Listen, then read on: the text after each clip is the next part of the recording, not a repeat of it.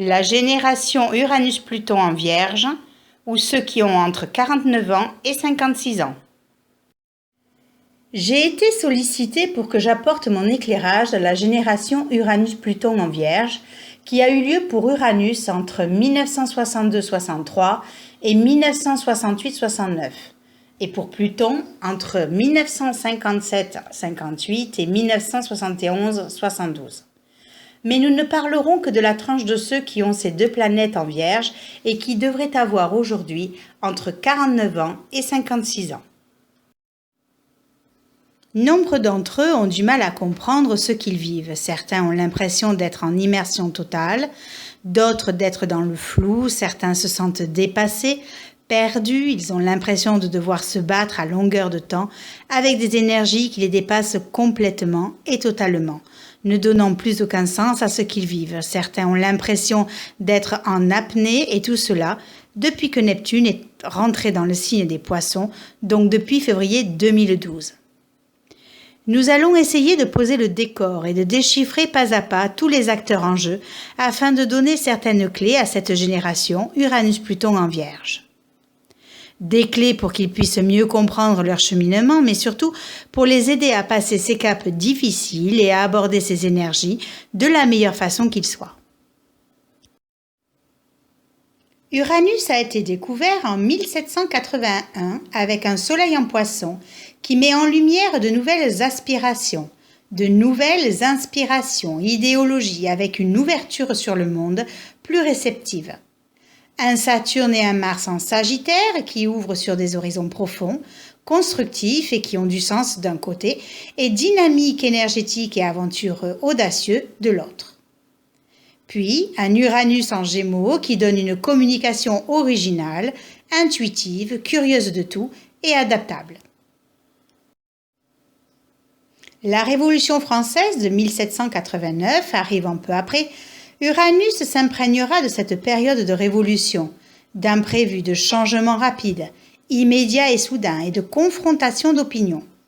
Liberté, égalité et fraternité sont des énergies qui correspondent entièrement à la vibration d'Uranus, qui n'a que faire des codes et des dogmes et qui a besoin d'exprimer ses idées en vue de faire évoluer les consciences. Uranus est la planète de la transformation, mais on peut aussi dire de la destruction car son pouvoir est explosif.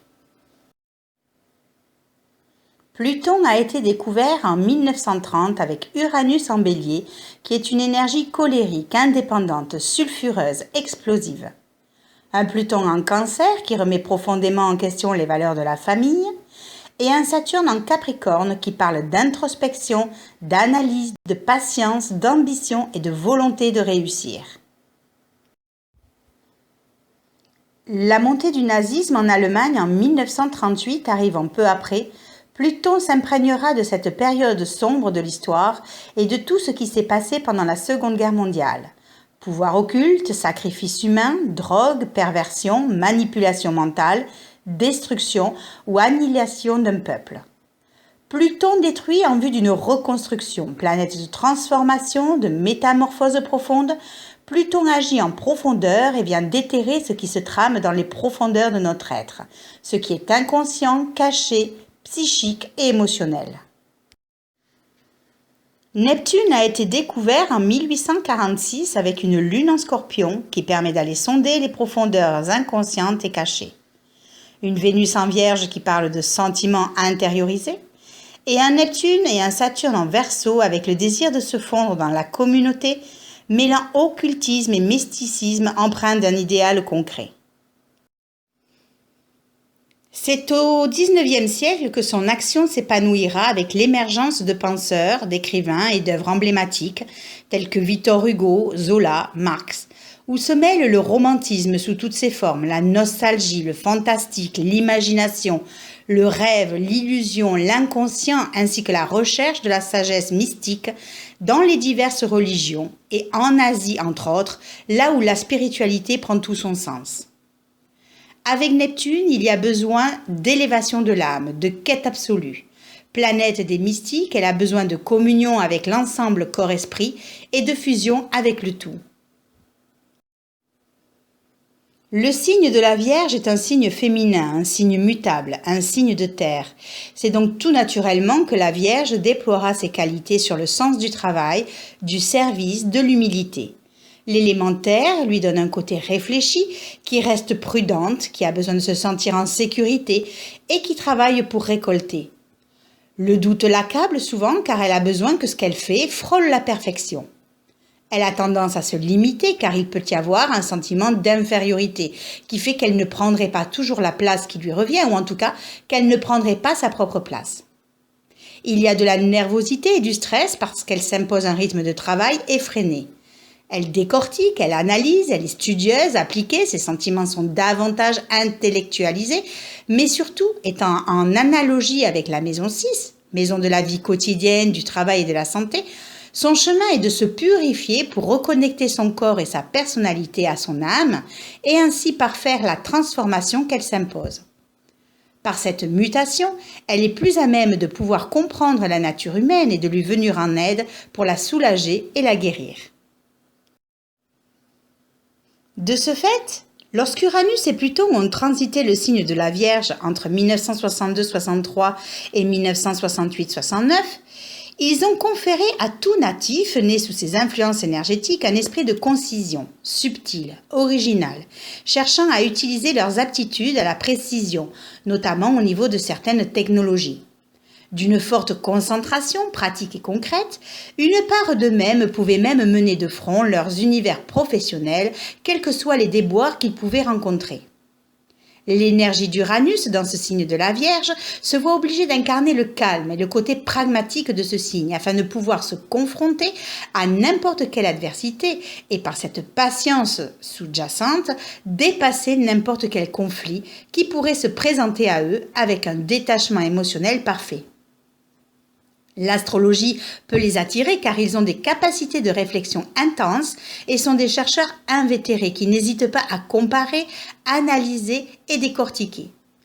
Le seul inconvénient, c'est qu'ils devront par la même occasion apprendre à ouvrir leur cœur autrement que par l'analyse et l'intellectualisme afin de pouvoir ressentir l'énergie de cette science véritable comme un flux d'amour de l'autre et d'inspiration connectée qu'il faudra retranscrire avec ensuite par des mots. Ils peuvent être très attirés par l'alimentation, l'hygiène de vie, le corps, le bien-être en général, et certains seront même amenés à faire ces recherches pour comprendre leurs maux et donner un sens à leur maladie. Les natifs de Pluton en Vierge veulent sortir de la masse et s'élever au-dessus des contingences. Ils sont attirés par tout ce qui touche les médecines parallèles, tout ce qui touche les techniques de guérison du corps, de l'esprit, de l'âme, l'hypnose, le magnétisme, les minéraux, les plantes, la magie, l'occultisme, voulant rendre service parfois jusqu'à s'en perdre. Ils ont une âme de serviteurs, soucieux d'aider leurs prochains pour comprendre les lois de la nature humaine et du corps grâce à leur propre vécu et conscientisation. L'esprit permettra d'analyser en profondeur leurs propres obscurités et par d'ombre, alliant le raisonnement parfois à l'instinct et d'un autre côté une rage, une violence intérieure pourrait les envahir dans des émotions, des sentiments et des comportements extrêmes. Certains pourraient avoir l'impression d'avoir un volcan en ébullition à l'intérieur d'eux dont ils pourraient se méfier et qui pourraient craindre qu'il se réveille, leur faisant commettre des actes irréfléchis et irréparables. Ils n'expriment donc pas toute la puissance qui sommeille en eux, mais lorsqu'ils auront travaillé sur eux à guérir un émotionnel intérieur explosif, ils seront aptes à accompagner autrui avec des résultats sensationnels, car délivrés de toute projection, ils seront aussi alignés et précis qu'un laser. Ils ont donc des ressources insoupçonnées, un corps résistant, mais si Pluton est mal aspecté, ils peuvent développer quelques maladies. Il sera alors nécessaire pour eux de travailler en conscience pour reconnecter leur corps à leur esprit. Ainsi, depuis que Neptune fit son entrée dans le signe des Poissons, en 2012, dans son signe de prédilection, puisque Neptune en est le maître, multipliant et augmentant ses effets, Neptune se mettait en opposition avec Uranus et Pluton, selon le thème de tout un chacun, bien évidemment, de cette génération de 1962 à 1969. Cela veut dire que toute cette génération, mais aussi tous ceux qui ont des planètes personnelles, collectives et toutes maisons en Vierge, à divers degrés bien sûr, ont ressenti les prémices énergétiques de ce Neptune en Poisson. Comme Neptune est une transsaturnienne, planète collective, elle incarne l'évolution du peuple plus que des agissements individuels, même si en individuel, nous en ressentons les effets, car tout ce qui touche une nation, une collectivité, un groupe, nous touche mutuellement par leurs effets qui se dégagent sur la vie de tout un chacun. C'est ainsi que l'on peut dire que nous sommes tous reliés et que nous sommes impactés par toute une génération. Ainsi, Neptune transitait le premier décan des signes des Poissons de 2012 à 2016, puis le deuxième décan de 2016 à 2020 et transitera le troisième décan de 2020 à 2025. C'est pour dire que toute la génération Uranus-Pluton, qui ont ces deux transsaturniennes dans le premier décan de la Vierge, et dont Neptune transitait en opposition avec elle, ainsi que ceux qui vivent cette opposition actuellement, dans le deuxième décan des Poissons, ont pu ressentir des influences souvent difficiles à discerner et pas forcément toujours perceptibles par des faits au quotidien, dans les domaines où Neptune transite dans leur thème. Dans le premier décan du Poisson, qui est un décan de l'ordre du physique, décan qui est influencé par l'héritage du passé karmique, beaucoup ont eu du mal à sortir de leur influence passée. D'autant plus que régi par la Lune, ce décan mettait en lumière des émotions perturbatrices, des choses cachées ou enfouies dont Pluton provoquait en profondeur et dont Uranus se chargeait de balayer. Leurs habitudes émotionnelles antérieures ont pu avoir de l'emprise sur eux, ne pouvant s'en dégager que lentement.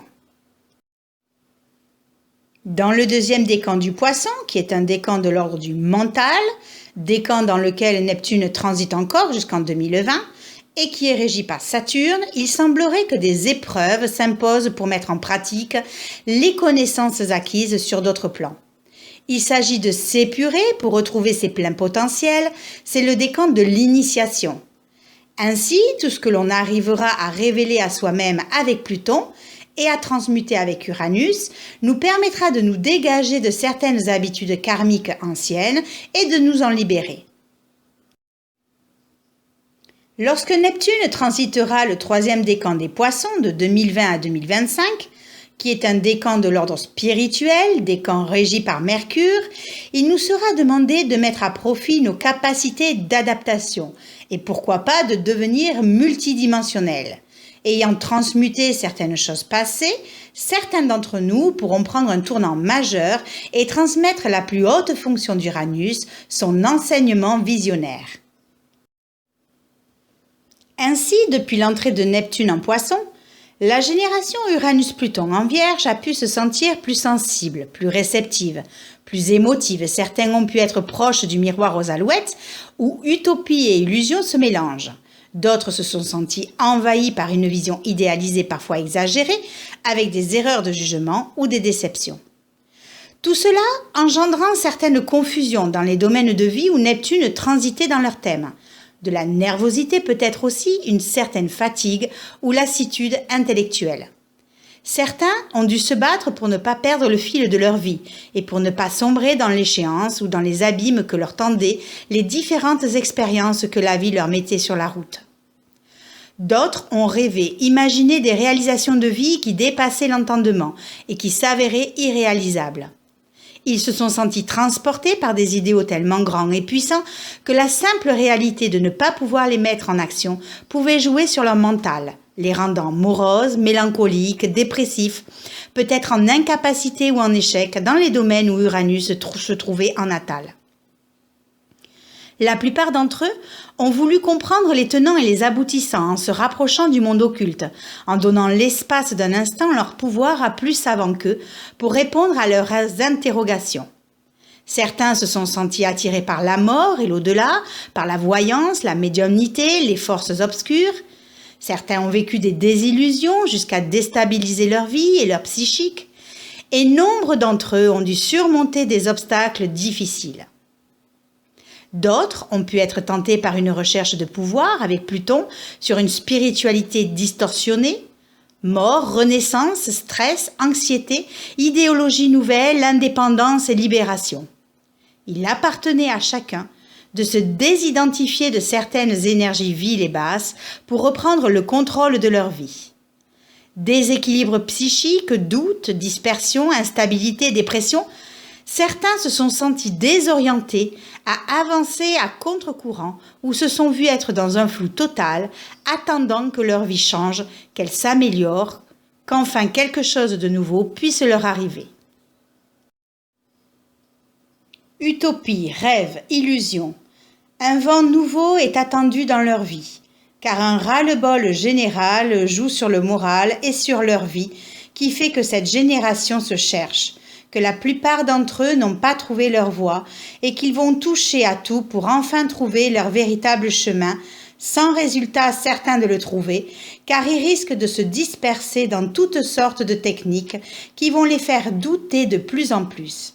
Car cela ne viendra pas pour autant leur enlever le voile flou qui cache leur véritable aspiration. À moins qu'ils se perdent dans des techniques qu'ils ont jugées intéressantes pour eux, mais qui ne correspondent pas véritablement à la vérité de leur âme. Pourtant, le transit de Neptune n'est pas que flou, illusion et rêve. À celui qui veut comprendre les lois de la nature et de l'évolution du monde, à celui-là, une possibilité de s'ouvrir à plus grand que lui et de se faire enseigner par la vie elle-même lui est offerte. S'il inclut l'autre au même titre que lui-même, s'il fusionne avec le mouvement de la vie et se laisse guider par elle, sans contrôle, sans retenue, mais avec le lâcher-prise de tout être en recherche de lui-même et en quête de spiritualité. Dans cet état d'esprit, la génération Uranus-Pluton en Vierge a les capacités de faire peau neuve, de transmuter et de renaître si elle consent à se remettre en question, très profondément avec Pluton pour se libérer des chaînes sclérosantes avec Uranus. Mais comment se remettre en question, travailler sur soi, lâcher prise lorsqu'on n'a plus rien à quoi se raccrocher, lorsque l'on est toujours dans le flou le plus total dans sa vie, lorsque l'on ne sait plus quoi laisser partir dans sa vie, encore plus lorsque l'on n'a plus de travail, plus de mari, plus d'enfants, lorsque l'on ne sait plus vers quoi s'orienter, lorsque l'on a consenti à se libérer de tout ce qui était extérieur à soi, lorsque l'on ne sait plus quel deuil devoir faire pour pouvoir continuer à avancer, lorsque tous les jours ressemblent aux précédents et qu'aucun vent nouveau ne vient égayer notre vie. De plus, cette génération Uranus-Pluton en Vierge est née pour certains avec Chiron dans le signe des Poissons et d'autres dans le signe des Béliers. Rappelons que Chiron est la blessure fondamentale que l'on est amené à vivre au cours de notre vie et qui nous colle à la peau de par des mémoires karmiques et transgénérationnelles, agissant inconsciemment dans les diverses situations de notre vie, et dont le but est de trouver le Chiron guérisseur en soi, celui qui est en lien avec notre âme et qui nous demande d'aller vers notre nœud nord, qui est la vraie direction à prendre.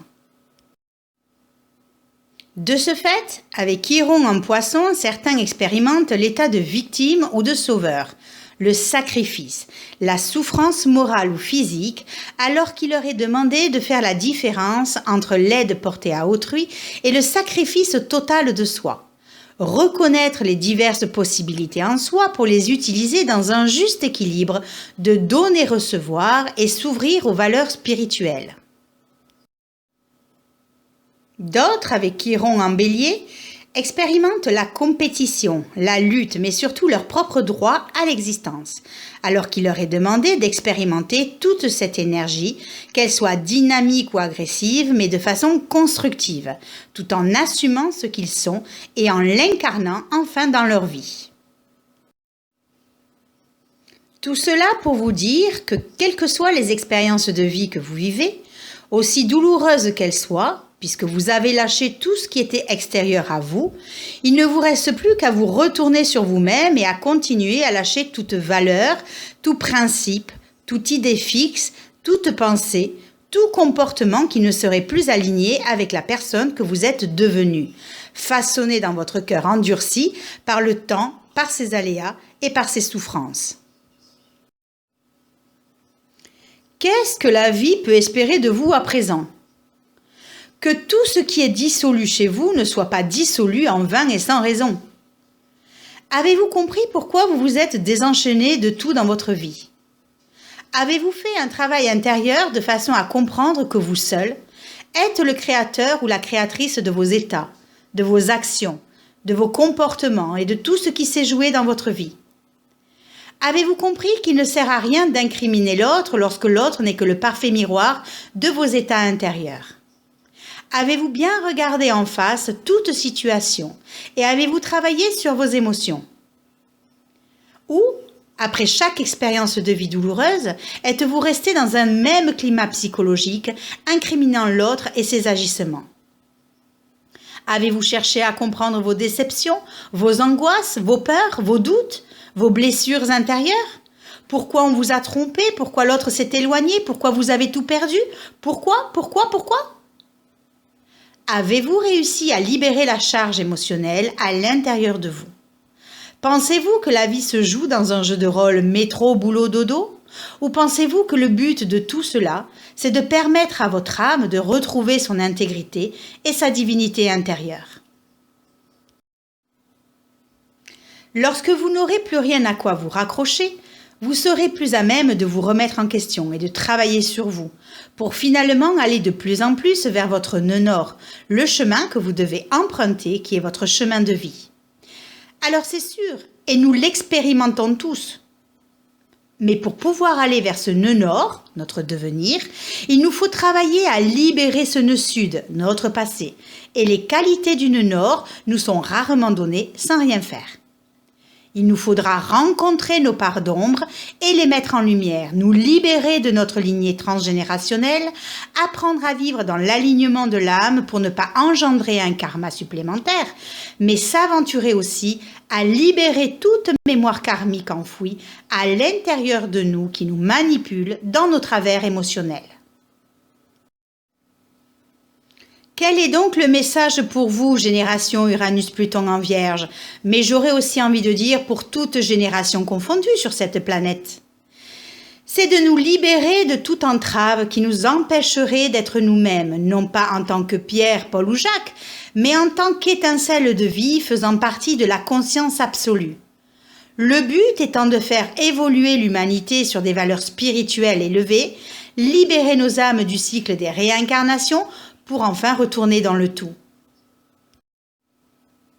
Mais avant d'en arriver là, et puisque Neptune transite le signe des Poissons, pourquoi n'utiliserions-nous pas son côté mystique pour nous aider à voir en la vie un cadeau des dieux en élevant notre conscience au-dessus des illusions, tout en travaillant au recadrage de notre ego, qui doit bien comprendre que le temps est venu pour lui de lâcher tout contrôle et de s'en remettre à notre part divine.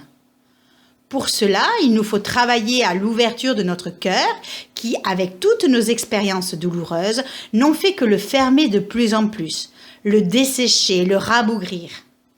Peut-être même que chez certains, symboliquement, il a cessé de battre et qu'énergétiquement, il ne vibre plus, qu'il est mort en même temps que tout ce qui est mort dans notre vie.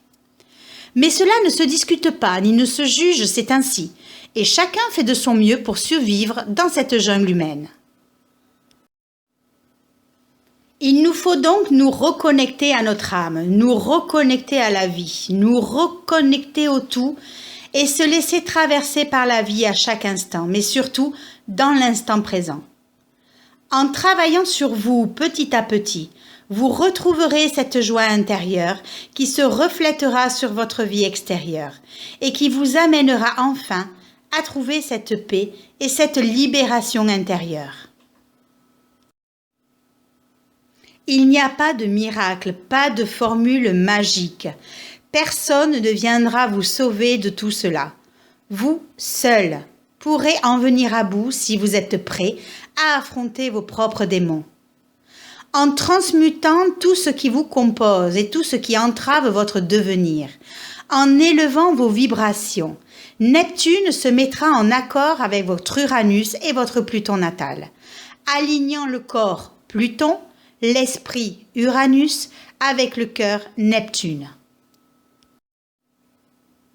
Si rien ne se passe dans votre vie, si aucun changement positif n'arrive, si tous les jours se ressemblent, si vos ambitions sont freinées, vos projets remis à plus tard, limités, bloqués, vous obligeant à vous restructurer, à refondre les bases de votre être. Qu'attendez-vous pour réagir?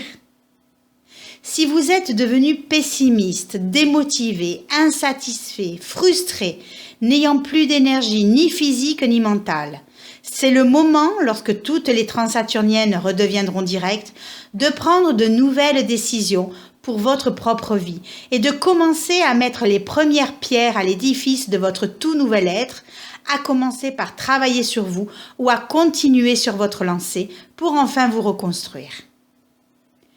Uranus redeviendra direct le 7 janvier 2019, Neptune le 26 novembre 2018 et Pluton le 1er octobre 2018. Génération Uranus-Pluton en Vierge, vous avez d'énormes potentiels en latence et les moyens de vous libérer, mais surtout de vous reconnecter à votre âme.